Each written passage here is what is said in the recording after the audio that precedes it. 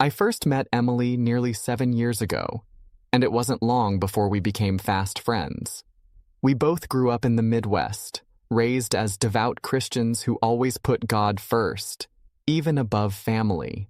Every Sunday, we would attend church together and chat about the future, full of hope and promise.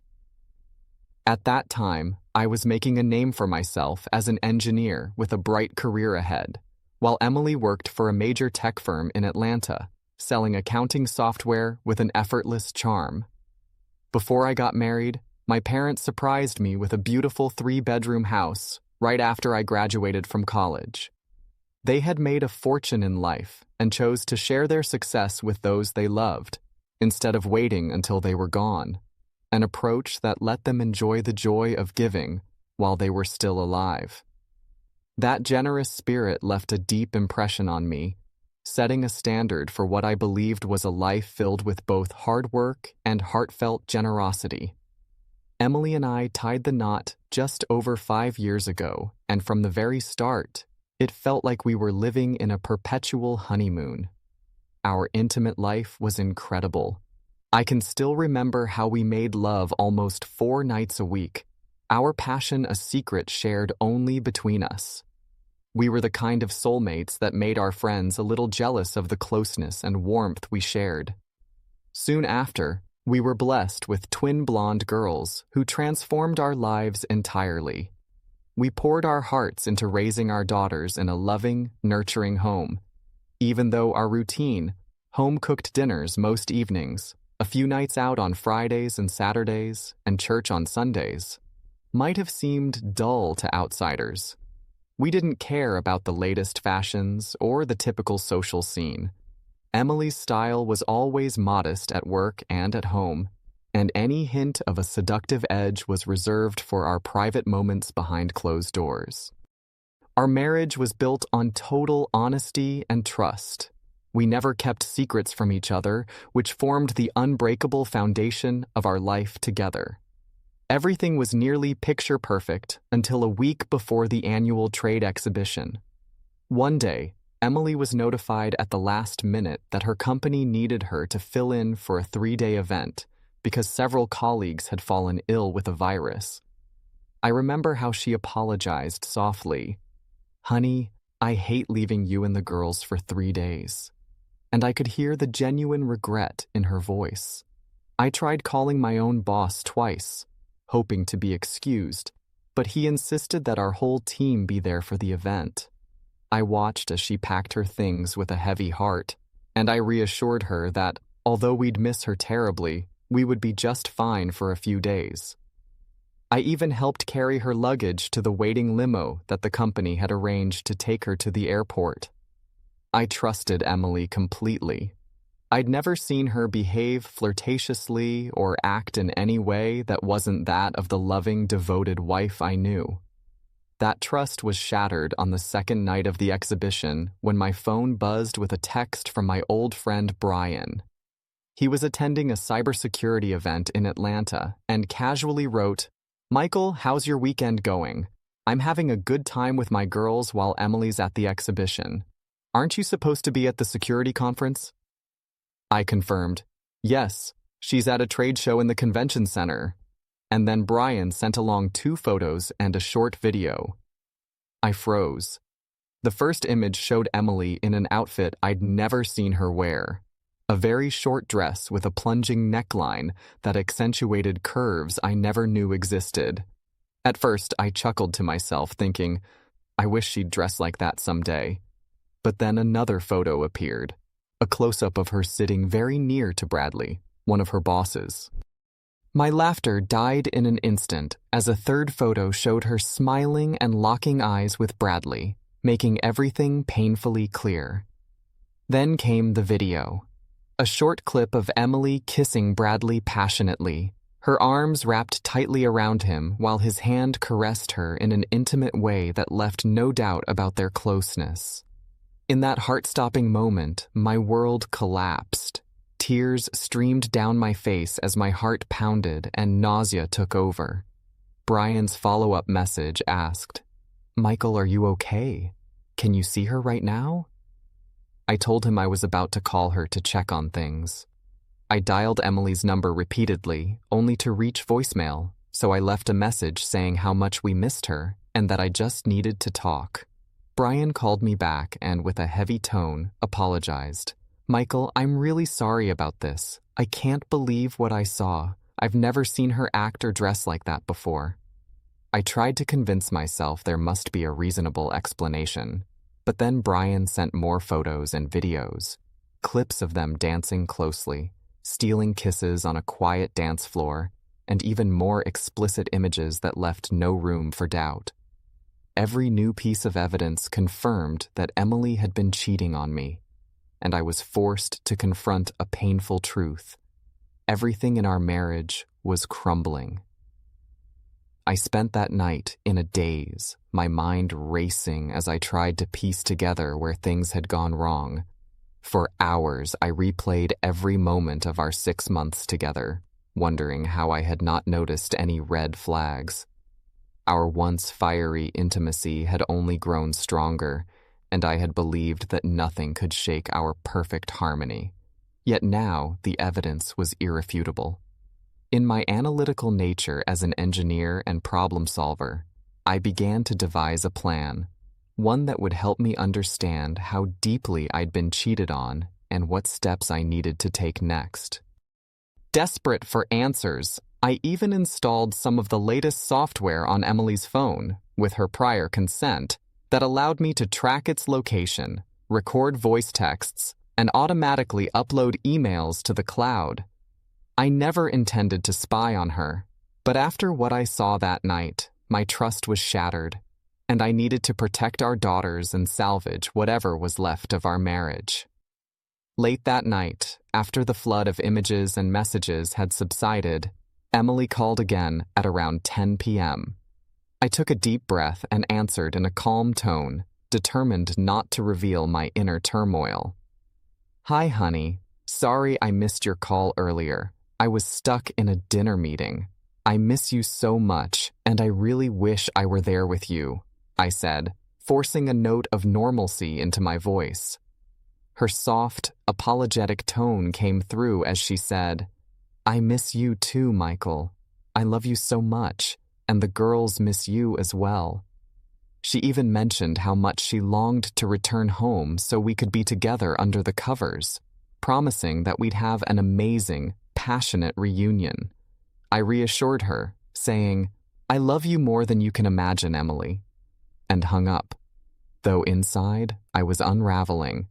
As midnight passed, I lay awake in our dark living room, consumed by a mix of heartbreak and disbelief, questioning whether she was really in her hotel room or caught up in something else entirely. Before dawn, Brian sent yet another message. A photo this time of Emily and Bradley sitting on a sofa in a hotel lobby, locked in a public yet intimate embrace. In the photo, her hand was provocatively under the hem of her short skirt, and they appeared as if they were a newlyweds couple showing off their passion for the world to see. I was inundated with further messages from Brian, videos of them dancing closely on a deserted floor, more pictures of stolen kisses, and even snippets of text messages between Emily and Bradley that left no doubt about their ongoing affair. Each new piece of evidence drove home the reality that my marriage was falling apart, and I began to feel a searing mix of anger, hurt, and humiliation. My mind shifted into overdrive. I dropped my laptop in shock, and in a fit of rage, I snatched up a nearby lamp and hurled it against the wall, shattering it into countless pieces. But then, the sound of our twin girls crying snapped me out of my destructive haze. I rushed to their side, cradling them in my arms until their sobbing subsided, and tried to regain some semblance of control by sitting down with another drink in the quiet of our living room. In that moment, I resolved that our marriage was over, and it was time to act. I couldn't let the pain of her cheating, and the lies that followed, ruin the lives of our children or leave me a shell of the man I once was. The following days became a blur of sorrow and calculated planning. I spoke with my lawyer and a private investigator, Mr. Parker, who helped me gather every piece of digital evidence from Emily's phone. I even set up tracking software that recorded every text, email, and voice message. Every new message from Emily, all of which were full of sweet, loving words and promises of a passionate reunion, felt like a cruel joke. How could the same woman who professed to love me so dearly be living a double life? The messages on her phone, sent to Bradley, were explicit and filled with endearing terms that were meant for someone else. One message read something like, "You were amazing last night, baby. I can't wait to be with you again tonight." While another said, "I wish we could slip away before dinner so I can call my husband only after I'm done." Every word cut deeper than the last. One afternoon, after the girls had finally taken their nap, I sat at my kitchen table with my laptop and accessed the cloud storage linked to Emily's phone. I read every downloaded message, email, and photo that Brian had forwarded to me. I couldn't believe what I was seeing. Over 75 pages of text messages, countless photos, and hours of video calls showing her intimate moments with Bradley. The evidence was irrefutable. She had been cheating on me for months. In that moment, my heart broke further, and the anger that I had tried so hard to suppress exploded. I stood up abruptly, my chair toppling behind me, and let out a scream of frustration. I knew I had to protect our daughters at all costs, so I began making plans to secure our financial future. I transferred funds, closed accounts, and even lowered the limit on my credit card to minimize any further damage. I also contacted a divorce lawyer, determined to fight for full custody of our children, who were the only thing that still mattered to me. My mind was a whirlwind of heartbreak and calculated revenge. I sent an email, complete with every damning piece of evidence, video, and photo, to all of Emily's friends, family, and even her work colleagues. I also compiled duplicate binders for Mrs. Wells and Mrs. Matthews, so they could share in the pain of her deceit. I wasn't sure if I wanted to hurt her publicly, but I knew I had to let the world know what a cheat she had been. That same night, while I was still reeling from the betrayal, Emily called me on the phone. Her voice was soft and apologetic as she explained that she was supposed to be at the trade show and that she missed me and the girls terribly. "I'm doing everything I can to be there with you soon, Michael," she promised, even going so far as to say that she was longing for a wild, passionate night together when she returned. I tried to sound reassured, but every loving word she uttered only deepened my inner anguish. The conversation lasted exactly 15 minutes, long enough for me to hide my true feelings behind a mask of forced calm. The next day, the shock of the situation began to sink in further. I received another email from Brian, this time containing more explicit photos and videos of Emily with Bradley. I felt an overwhelming mix of sorrow and disbelief. How could the woman I had trusted so completely be living a double life, engaging in passionate rendezvous with someone else while acting like nothing was amiss? I recalled the days when our intimacy was at its peak, when every night felt like a renewal of our vows. Now every image and message was a knife to my heart. In my desperation, I met with Mr. Parker, the private investigator, at his downtown office. I sat in his conference room, trying to steady my shaking hands as he laid out a thick, leather-bound binder filled with incriminating evidence. There were sections on text messages, voice transcripts, video calls, and photos, each piece corroborating the painful truth. Mr. Parker explained that Emily had been visiting Bradley at least 4 times a week over the past 3 months, and the evidence was overwhelming. My mind reeled as he showed me images of her laughing and being intimate with him in hotel lobbies and deserted corridors. It was clear that Emily's cheating had been ongoing for far too long, and I was forced to confront the fact that I had been living a lie. I spent the next few weeks caught between planning my next steps and trying to salvage any remnants of my broken heart. I continued to receive messages from Emily, full of declarations of love and promises that nothing was wrong. She even admitted that, although she had kissed Bradley, nothing more had happened, claiming it was all just a fleeting mistake. But the evidence said otherwise. I could no longer ignore the painful reality that she had not only cheated on me, but had also lied to me repeatedly. My trust was completely shattered. As days turned into weeks, the situation escalated. I arranged meetings with my divorce lawyer and hired Mr. Parker to document every shred of evidence. The legal process was grueling and painful, but I was determined to protect our daughters and reclaim some sense of dignity. I even started to consider public civil lawsuits against both Bradley and Ryan Matthews, the CEO of her company, who had been implicated in the whole debacle. My lawyer, Ms. Carter, was both shocked and appalled by the volume of evidence I had gathered, and she scheduled a meeting for the very next week to discuss our options. Meanwhile, Emily's behavior grew even more erratic.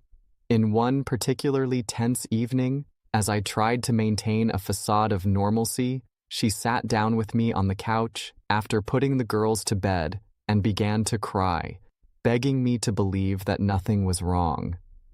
"Michael, I love you more than anything," she sobbed. "I just made a mistake and I promise it will never happen again." But her tears and pleading only deepened my sense of betrayal. I couldn't bring myself to forgive her, not when every bit of evidence, every explicit message, confirmed that she had been cheating on me. My pain soon turned into a cold, calculated resolve for revenge. Late that evening, while the pain still burned in my chest, I reached out to a trusted associate to help me put my plan into motion. I meticulously secured my finances, adjusted our accounts, and prepared an infamous email loaded with every damning photo, video, and text message. I sent it out to everyone in Emily's network, her friends, family, and work colleagues, to expose the dark secret of her double life. The fallout was swift and brutal. The public revelation of her infidelity caused shockwaves through her family, her company, and her social circle. In the days that followed, the situation spiraled further out of control. Ryan Matthews, the CEO implicated in the affair, faced severe consequences. He was suspended without severance and eventually lost millions in stock options and severance pay. Meanwhile, Bradley and another man, Brandon Wells, were also implicated in the scandal. My legal team moved quickly to file lawsuits, and the collateral damage spread like wildfire. Emily's double life had not only destroyed our marriage, but had also cost her dearly in every aspect of her life. I remember one fateful afternoon when I received a call from a local sheriff at the offices of a major technology company. The sheriff demanded to see Ryan Matthews, and shortly afterward, Ryan was served with an envelope containing a formal complaint. It was then that the full magnitude of the scandal hit me. Lives were being ruined, families torn apart, and careers destroyed, all because of one woman's cheating and deceit. I felt a grim satisfaction mixed with sorrow. My heart ached, but I knew I had to see this through for the sake of our children. That very evening, I found myself in a tense, final meeting with the key players. In a dimly lit conference room, I confronted Ryan Matthews, Bradley, and even members of their families. The atmosphere was charged with anger and despair as I laid out my conditions. I demanded a multi-million-dollar compensation package, a public admission of guilt, and assurances that their families would suffer just as I had. The confrontation was raw and bitter. I even received a threat from Ryan, warning me that I was playing with fire. But in that moment, I realized that my pain, my heartbreak, and my shattered trust had forged a resolve that could not be broken. In the midst of this chaos, Emily's own world began to crumble. Her family turned on her. Her friends distanced themselves, and she eventually lost custody of our daughters. Her attempts to apologize, to convince me that it was all a momentary lapse, fell on deaf ears. The evidence was overwhelming, and my anger had transformed into a cold determination. I dedicated myself entirely to our girls, ensuring that despite the tumult of the past few months, they would grow up in a stable, loving environment. My life, once defined by my work as an engineer, became wholly centered on their well-being. Now, as I reflect on the aftermath of it all, I can hardly believe how a few short moments of deceit could unravel an entire lifetime.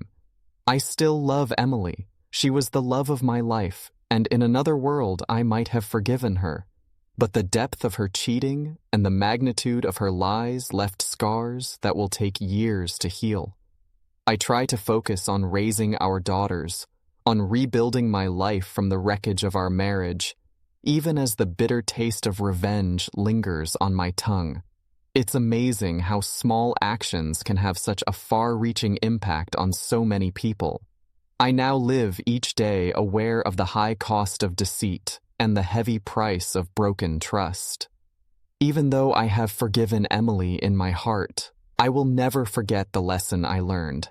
Never let your guard down, and always be wary of the hidden truths behind even the sweetest words.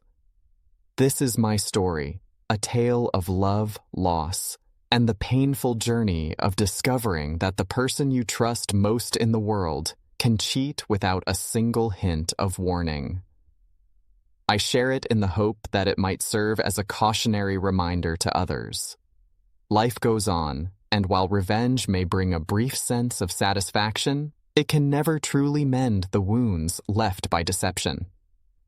Thank you for listening to the story until the end. Share your thoughts in the comments, and don't forget to subscribe. See you in the next video, I concluded, reflecting on the journey that had brought me here.